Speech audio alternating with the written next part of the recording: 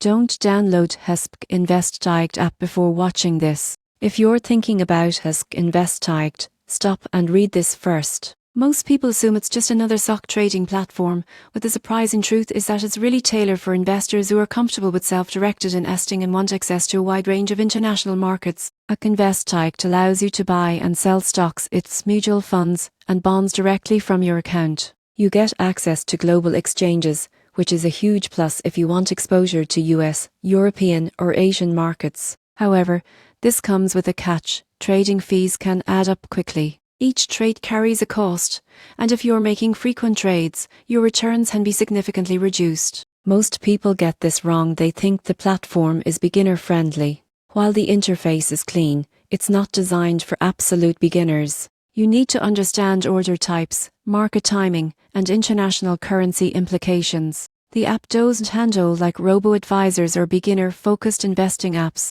You are in charge of research, strategy, and execution. On the plus side, HSBC InvestDirect provides strong reporting tools, tax reporting options, and integration with your HSBC banking accounts. This makes it convenient for experienced investors who want everything in one ecosystem. But for those expecting easy automated portfolio management or goal-based investing guidance, it falls short. In conclusion, don't download HSBC InvestDirect if you're looking for a fully guided or beginner-friendly investing app.